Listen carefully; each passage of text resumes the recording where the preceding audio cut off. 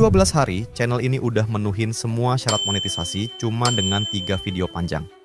Gue akan buka cara yang gue pakai supaya lo bisa terapin untuk channel lo sendiri. Gue bukan orang terkenal, semua video gue pakai suara AI, dan gue bahkan gak nunjukin muka sama sekali. Gue mulai semua ini dari nol tanpa promosi di mana-mana. Kalau fakta kayak gini nggak cukup buat bikin lo nonton sampai selesai, gue nggak tahu lagi bukti apa yang lo butuhin. Ada yang meragukan dan curiga gue pakai jalur belakang. Nah, lo bener banget, karena gue akan share jalur belakang yang gue pakai. Tapi bohong. Di sini, kita akan analisis dan pelajarin apa aja faktornya.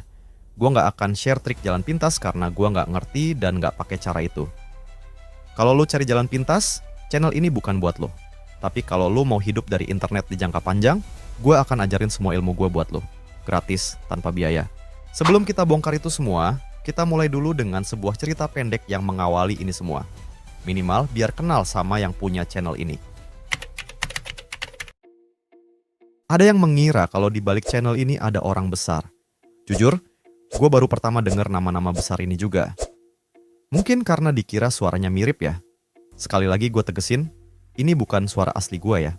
Sebelum nge-YouTube, gue bertahun-tahun kerja di salah satu perusahaan finansial sebagai manajer produk. Gue udah lama gak nyaman karena beban kerjanya gila-gilaan, jam tidur gue berantakan. Gue juga cuma punya sedikit waktu buat keluarga karena mesti selalu standby, bahkan Sabtu dan Minggu. Dan yang bikin lebih gak nyaman, industri kerjaan gue ini ada prinsip-prinsip yang bertentangan sama kepercayaan gue.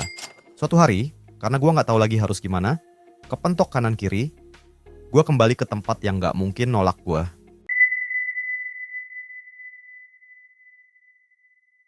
Gue niatkan berdoa di sepertiga malam untuk dicarikan tempat cari uang yang lebih baik. Dan lu tahu apa yang paling ajaib? Gak sampai 2 hari, doa gue langsung dikabulin.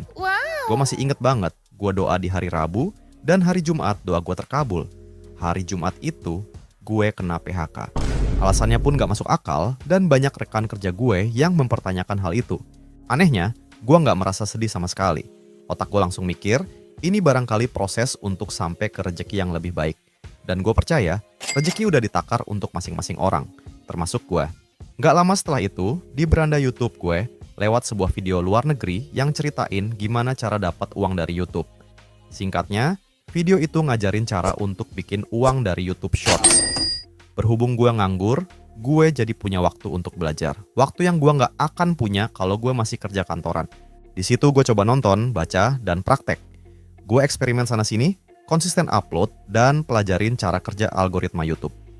Intinya yang gue bahas di video-video gue. Di channel pertama gue berhasil monetisasi dalam waktu 31 hari. Di channel kedua gue yang ini, gue monet dalam waktu 12 hari aja. Hampir 3 kali lipat lebih cepat dari sebelumnya. Pertanyaannya, kok bisa sih? Nah, ini refleksi gue. 1. Thumbnail. Untuk video panjang, lo mesti bersaing sama ratusan bahkan ribuan konten yang udah ada. Faktanya, kebanyakan orang akan lihat thumbnail dulu, baru lihat judul. Logika simpelnya gini deh, lebih besar mana ukuran thumbnail sama judul? Nah, lo bisa jawab sendiri ya. Gambar thumbnail lo itu ngaruh banget untuk nentuin orang mau lihat video lo atau enggak. Cara yang gue lakuin sebenarnya simple aja. Pertama, gue cari di YouTube dengan kata kunci calon judul gue. Misalnya, cara re-upload YouTube Shorts. Nah, di sini kita bisa lihat beberapa kan? Selanjutnya, cara yang gue pakai adalah gue gunain extension Google Chrome. Namanya vidIQ. Extension ini gratis ya, tinggal daftar aja. Pakai extension ini, gue bisa lihat masing-masing konten punya VPH berapa. VPH di sini artinya view per hour, atau berapa banyak yang ngelihat konten itu dalam 1 jam. Dari situ, kita tinggal cari aja konten yang VPH-nya tinggi. Logika sederhananya, kalau VPH dia tinggi, berarti orang mau klik video itu seenggaknya karena 2 hal. Entah thumbnailnya yang menarik, atau judulnya yang bagus dan SEO-nya bagus, makanya video itu ada di ranking teratas. Dari situ, gue terapin prinsip sederhana. Prinsip ini lo bisa bawa juga ke kehidupan lo. Prinsipnya adalah familiar tapi beda. Maksudnya gimananya tuh? Maksudnya, ada kemiripan sama semua thumbnail yang udah ada, tapi kita kasih twist yang bikin konten kita sedikit lebih menonjol. Kalau lo perhatiin, hampir di semua thumbnail video tutorial YouTube ada screenshot penghasilan. Kedua, biasanya ada gambar wajah orangnya. Ketiga, pilihan warnanya cenderung lebih gelap dengan teks yang rame. Itu kurang lebihnya elemen yang semua orang udah familiar. Ini nggak cuma berlaku di thumbnail, tapi semua elemen konten gue. Nanti kita bahas. Ini cara gue adaptasi dan terapin prinsip itu. Penghasilan dan logo shorts bakal gue jadiin elemen familiar untuk orang. Sedangkan elemen pembedanya adalah gue akan bikin putih polos dengan teks yang seadanya. Dengan menjadi familiar, orang tahu persis konten apa yang bakal dibahas. Dengan menjadi beda, orang mau klik karena berharap ada sesuatu yang baru di sana. Gue nggak tahu sih yang lo pikirin saat lo lihat video gue di beranda, tapi itu sebenarnya pesan yang mau gue sampein. Oh ya, gue bikin thumbnail gue di Canva ya, jadi lo bisa cobain juga. Kedua, struktur video. Gue pernah cerita kalau semua video viral itu punya struktur yang sama. Lo bisa cek video yang ini buat memahami konsepnya. Kalau lo mau hidup dari internet, lo pegang betul ilmu itu. Kalau ada yang nanya, gimana cara naikin viewers dan subscriber? Jawabannya cuma satu. Bikin konten yang orang lain mau tonton. Nggak peduli video lo shorts atau panjang. Hampir semua hal udah ada formulanya. Dan itu formula yang gue pakai untuk bikin skrip. Skrip channel ini semuanya original gue yang bikin. Gue nggak minta bantuan GPT sama sekali.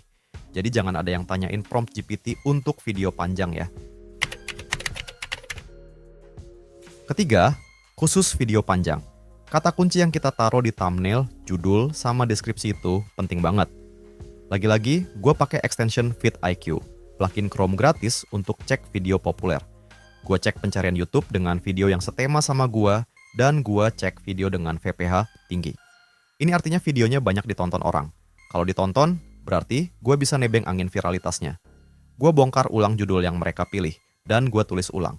Khusus judul dan deskripsi video panjang, yang gue lakuin adalah gue paste skrip gue ke ChatGPT, terus gue suruh GPT untuk bikinin judul dan deskripsi yang SEO friendly, berdasarkan skrip yang gue bikin. Habis itu gue edit lagi sesuai selera gue. Dari sana, gue akan coba taruh hasilnya di bagian judul, dan extension vidIQ akan kasih nilai SEO. Kalau warnanya hijau, gue pakai. Kalau masih kuning, gue sesuaiin lagi. Gue nggak terima mentah-mentah penilaian mereka sih. Kalau judulnya aneh dibaca, ya gue sesuaiin sendiri. Interaksi. Gue tahu ini belakangan sebenarnya. Sebelumnya, gue terima kasih untuk teman-teman yang tanya dan ramein kolom komen. Awalnya, gue jawab juga sesederhana pengen bantuin aja. Tapi ternyata, berdasarkan observasi, gue ngelihat algoritma YouTube itu suka kalau video itu banyak interaksi kayak komen dan likes. Makin banyak komennya, makin banyak dipromosiin videonya. Ini tanda video yang bagus, karena orang mau komentar dan ngobrol sama kreatornya. Satu-satunya cara untuk ningkatin interaksi di channel lo itu, bukan lo komen sendiri pakai akun bodong. Lo bikin konten yang menarik, sehingga orang tertarik untuk diskusi. Diskusi itu natural. Lagian, masa iya channel 7.000 subscriber udah punya buzzer? Nggak masuk akal kalau ada fitnah kayak gini. Mendingan uangnya gue pakai langganan CapCut Pro sama Eleven Labs. Durasi. Kalau gue perhatiin beranda gue, cuman video yang di atas 10 menit yang banyak didorong. Ini sejalan dengan logika bahwa iklan mid-roll itu cuman bisa ditampilin di video di atas 8 menit. Tujuan YouTube sebagai bisnis itu bikin lo nonton YouTube selama mungkin. Kalau lo lama nonton YouTube, mereka bisa tampilin iklan sebanyak yang mereka mau. Jadi, mereka untung. Pakai logika itu, makanya gue pastiin durasi gue sampai sana. Tapi nggak cuman sekedar ngomong muter-muter biar ngelamain durasi doang ya. Gue pastiin 10 menit itu gue bisa kasih daging semua. Lagian, ngapain juga gue nonton konten 20 menit tapi bertele-tele. Yang ada orang males nonton, dan statistik gue lagi yang bakal kena. Jadi antitesis, ini penerapan lain dari prinsip pertama. Di antara semua channel tutorial yang kebanyakan jualan kelas, kayaknya gue sedikit channel yang sharing apa adanya. Kalau bagus, gue bilang bagus. Kalau jelek, ya gue akan bilang untuk benerin. Sebenarnya, ini juga nggak direncanain sejak awal. Gue cuman berangkat dari niat kalau gue muak sama orang yang jualan kelas abal-abal. Kalau bagus sih nggak apa-apa ya, silakan aja. Selain itu, banyak juga gue lihat channel yang ngasih ilmunya setengah-setengah, atau bahkan nggak pernah ngerintis channel shorts dari nol dan nyampein katanya doang. Clickbait lah kalau kata orang. Gak tau kenapa ya, ada rasa nggak ikhlas aja dalam diri gue kalau orang lain harus keluar uang untuk dapetin kelas kualitas sampah. Sebenarnya itu aja niatnya.